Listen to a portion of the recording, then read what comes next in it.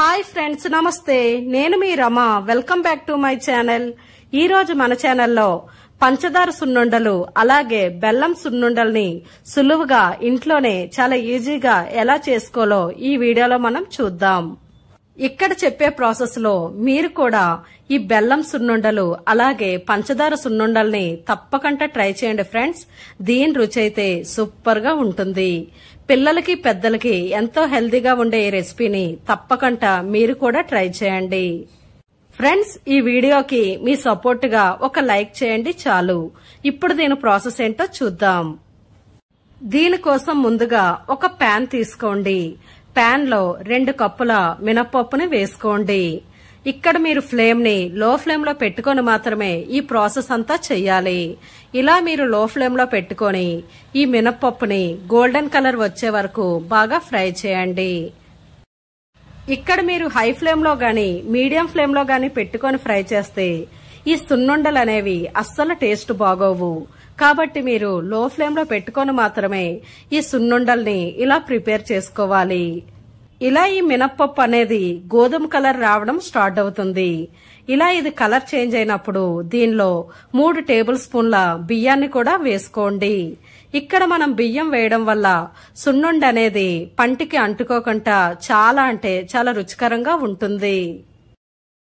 ఇక్కడ మినప్పప్పు ఫ్రై అవ్వడానికి 10 నుంచి 15 నిమిషాల వరకు సమయం పడుతుంది. ఇలా 15 నిమిషాల వరకు వీటిని లో ఫ్లేమ్ లో పెట్టి బాగా ఫ్రై చేయండి. ఈ రైస్ మినప్పప్పు అనేది బాగా ఫ్రై అయ్యాక ఇప్పుడు స్టవ్ ఆఫ్ చేసేయండి. ఇది పూర్తిగా చల్లారిన తర్వాత వీటిని మనం మిక్సీ జార్ లో వేసుకుందాం. లేదంటే ఇలా వీటిని మరపట్టించినా పర్వాలేదు. మిక్సీ జార్ తీసుకొని సగం మినప్పప్పుని ఈ మిక్సీ జార్ లో వేసుకోండి. ఇలా ఈ పప్పుని 2 సార్లుగా వేసుకుంటే పప్పు అనేది ఫైన్ గా పౌడర్ అవుతుంది. ఇక్కడ మినప్పప్పుని మరీ మెత్తగా పౌడర్ చేయకూడదు. కొంచెం వీటిని బరగ్గా పౌడర్ చేయండి. మీరు మినప్పప్పు పౌడర్ ని మరీ మెత్తగా చేస్తే సున్నుండ తినేటప్పుడు అది పంటికి అంటుకుంటుంది. కాబట్టి వీటిని కొంచెం బరగ్గా చేసుకోండి. ఇలా పౌడర్ మొత్తం చేసుకున్నాక ఇప్పుడు ఈ మిక్సీ జార్ లో 1 కప్పు బెల్లం, 1 కప్పు మినప్పప్పు పౌడర్ ని వేసుకోండి.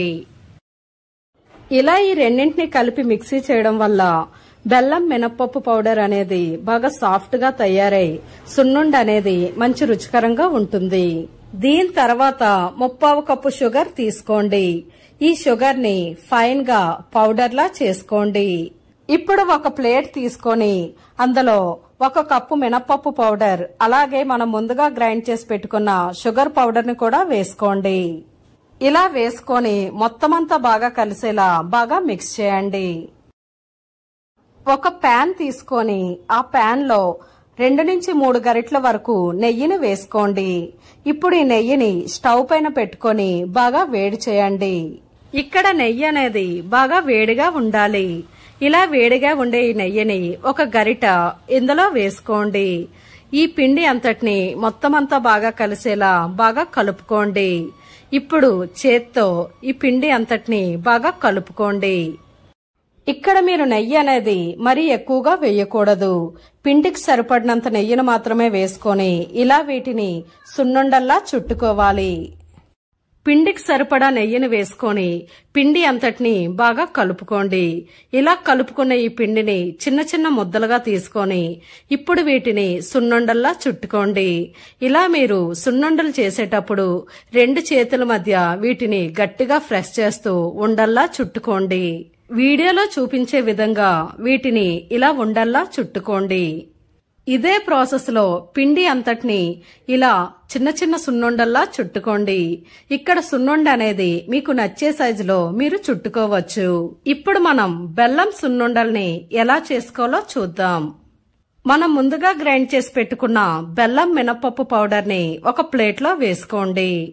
ఇక్కడ నెయ్యి అనేది చల్లారిపోతుంది కాబట్టి ఈ నెయ్యిని మళ్ళీ కొంచెం హీట్ చేసుకోండి. ఇలా వేడివేడిగా ఉండే ఈ నెయ్యిని ఈ పిండిలో వేసుకోండి. ఇలా పిండికి సరిపడా నెయ్యిని వేసుకొని ఈ పిండి అంతటిని ఇప్పుడు చేత్తో మొత్తమంతా బాగా కలిసేలా బాగా కలుపుకోండి. ఇక్కడ మీరు నెయ్యి అనేది మరీ ఎక్కువగా వేస్తే పిండి అనేది పల్చగా అయిపోతుంది. కాబట్టి పిండికి సరిపడినంత నెయ్యిని వేసుకొని ఇలా పిండి అంతటిని బాగా కలుపుకోండి. ఇప్పుడు వీటిని కూడా చిన్న చిన్న ముద్దను తీసుకొని గట్టిగా రౌండ్ గా బాల్స్ లా చుట్టుకోండి. ఇలా చుట్టుకున్న ఈ సున్నుండల్ని ఒక ప్లేట్లో వేసుకోండి. వీడియోలో చూపించే విధంగా అన్ని సున్నుండల్ని ఇదే ప్రాసెస్ లో చుట్టుకొని వీటిని ఒక బౌల్లో వేసుకోండి.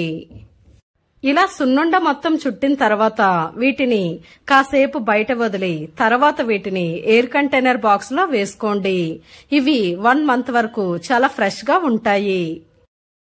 ఇక్కడ మనం సున్నుండలకు చేయగా నెయ్యి అనేది ఒక గరిటె వరకు మిగిలింది.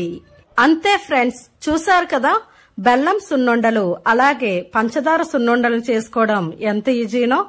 మీరు కూడా ఈ రెసిపీని తప్పకుండా ట్రై చేయండి. మీకు ఎలా కుదిరిందో నాకు కామెంట్ చేయండి. ఫ్రెండ్స్, ఈ వీడియోకి మీ సపోర్ట్ గా ఒక లైక్ చేయండి. మీ ఫ్రెండ్స్ అండ్ ఫ్యామిలీ మెంబర్స్ కి ఈ వీడియోని షేర్ చేయండి. మరెన్నో రుచికరమైన వంటల కోసం మన ఛానల్ ని సబ్స్క్రైబ్ చేసి పక్కనే ఉన్న బెల్ ఐకాన్ ని యాక్టివ్ చేయండి. Thanks for watching.